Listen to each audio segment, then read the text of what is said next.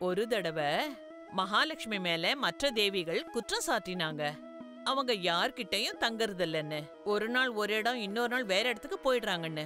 அதுக்கு லக்ஷ்மி என்ன சொன்னாங்கன்னா, என்ன யாரு மதிக்கிறாங்களோ, தன்கிட்ட இருக்கிற பணத்தை யாரு யோசிச்சு செலவு பண்றாங்களோ, கஷ்டப்பட்டு உழைக்கிறாங்களோ, நான் அவங்கள எப்பவும் கைவிடுறதே இல்ல.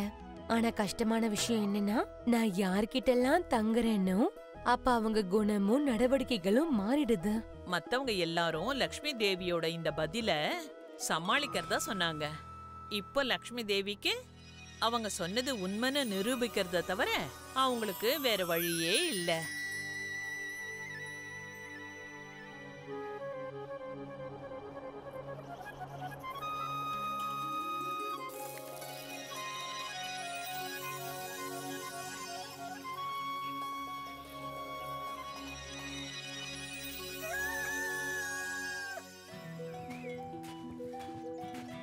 இந்த ராமுவோட குடும்பமே வயலோட இந்த பகுதியில விளையிற விளைச்சலை வச்சுதான் நடக்குது.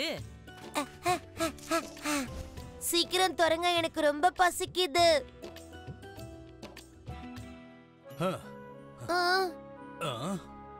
அம்மா, இன்னைக்கும் காய் இல்லையா?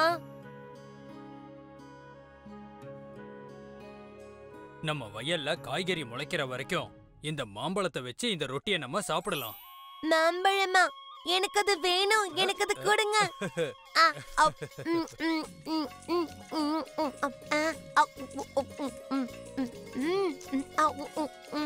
ராமுவோட குடும்பம் ரொம்ப ஏழைதான், ஆனா சந்தோஷமா இருந்தாங்க.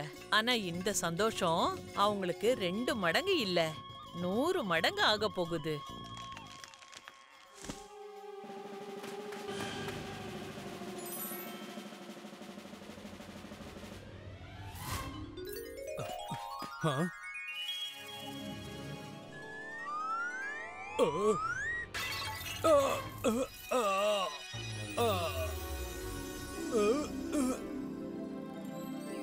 செல்வங்களோட தேவியான லக்ஷ்மியோட அருள் அவங்களுக்கு கிடைச்சது.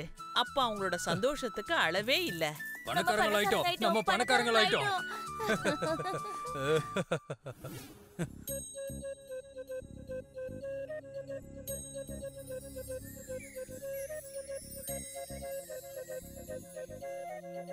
ராணி புதையல பாதுகாக்கிறதுக்காக அவங்க வீட்லயே இருந்தாங்க. ராமும் வயல்ல இருந்தாரு. வீட்ல அவ்வளவு பெரிய புதையல் இருக்கும்போது அப்போ ராமுக்கு அந்த வயல்ல கஷ்டப்பட்டு வேலை செய்யறதுக்கு மனசு வருமா என்ன?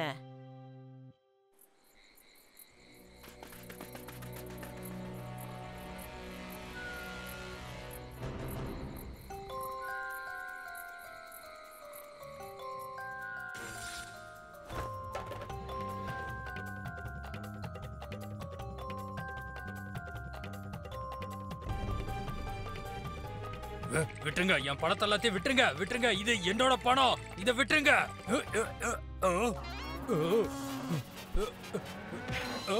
அந்த பணம் திருடு போயிடுமோன்ற பயம் ராமுக்கு வந்துடுச்சு. அப்புறம் அந்த பயம் அதிகமாயிடுச்சு.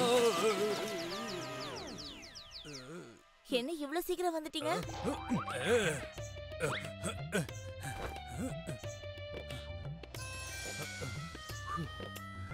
இனிமே இந்த வீடு நமக்கு பாதுகாப்பா இருக்காது ராணி. அதுக்கு கையில பணம் கிடைச்சதுக்கு அப்புறமா ராமு பெரிய வீடு ஒண்ண கட்டினாரு. அப்புறமா அவங்க ரொம்ப சந்தோஷமா வாழ்ந்தாங்க. இப்ப ராமு முன்ன இருந்த பழைய ராமுவாவே இல்ல. லக்ஷ்மி தேவியோட அருளால அவன் வாழ்க்கையே மாறிடுச்சு. இப்ப ஒரு விஜயநகரத்திலே ரொம்ப பெரிய பணக்காரரா ஆயிட்டாரு. ராமுன்னு இங்க பாருங்க என்ன கொண்டு வந்திருக்கானு. சிறுக சிறுக சேமிச்சு.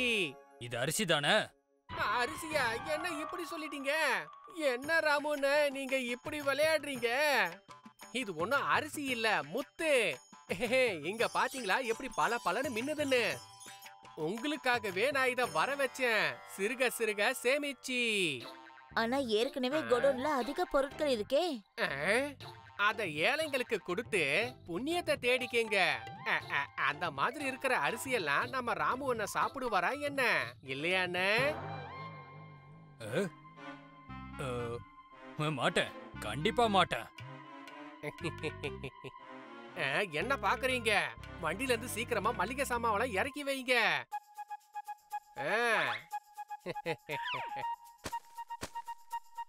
உடன்கா இந்த பணத்தை வாங்கிக்க.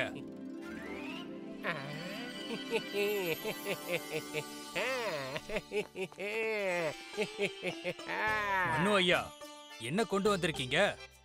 அட என்னங்க பெரிய ஐயா, நான் உங்களோட அடிமை, உங்களுக்கு சேவை செய்ய வந்திருக்கேன். தூர தேசத்திலேந்து காஞ்சிப்பட்டு காசிப்பட்டு எல்லாம் வந்திருக்கு. உங்ககிட்ட காட்ட கொண்டு வரலான்னு நினைச்சேன். காட்டுங்க.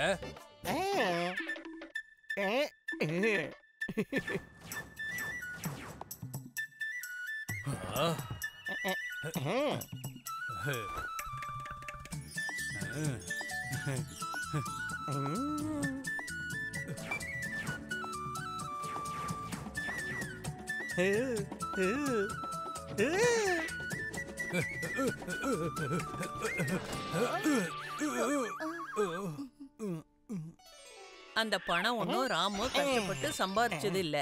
அதனால அவன் கண்டபடி செலவு பண்ண ஆரம்பிச்சிட்டான்.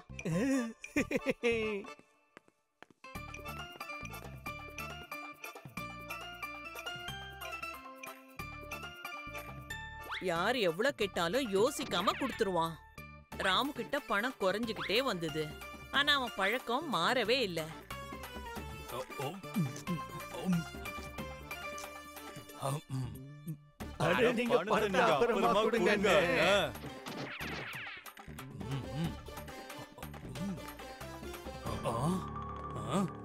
கடனை என்னைக்காவது ஒரு நாளைக்கு திருப்பி கொடுத்துதானே ஆகணும். அந்த ஒரு நாளும் வந்தது. என்னது வெறும் ஒரு காசா? ஆனா நீங்க கொடுக்க வேண்டிய பணம் எக்கச்சக்கமா இருக்கே. இந்த ஒரு காசை வச்சு என்ன பண்றது? இப்போதைக்கு என்கிட்ட இதான் இருக்கு.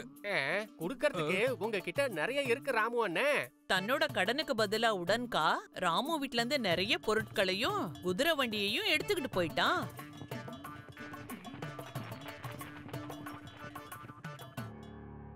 எதுக்கு இப்படி நின்னு பராக்கு பாத்துக்கிட்டு இருக்க? உனக்கு பணம் கொடுக்கறதுக்கு வக்கு இல்லன்னா எதுக்கு பெரிய மனுஷன் மாதிரி என்கிட்ட இருந்து பொருள் எல்லாம் வாங்கின?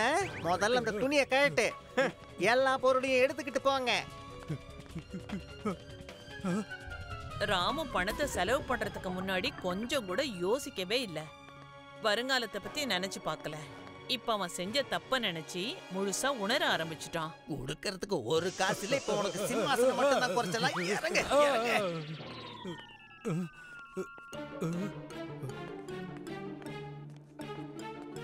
ஏய் நில்ல.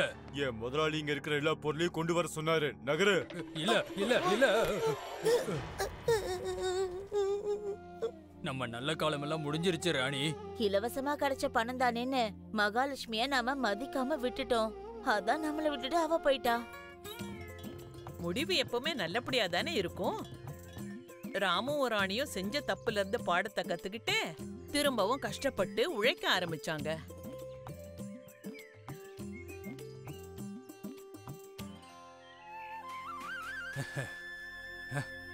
ராமுவோட உழைப்புக்கு பலன் கிடைச்சது.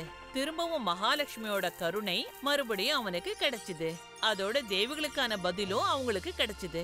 மகாலட்சுமி எதுக்காக ஒரே இடத்துல தங்குறது இல்லைன்னா, ஏன்னா ஜனங்க அப்புறம் அவங்கள மதிக்காம நடந்துக்க ஆரம்பிச்சிருவாங்க. If you like this video, subscribe to our channel Murthy Media.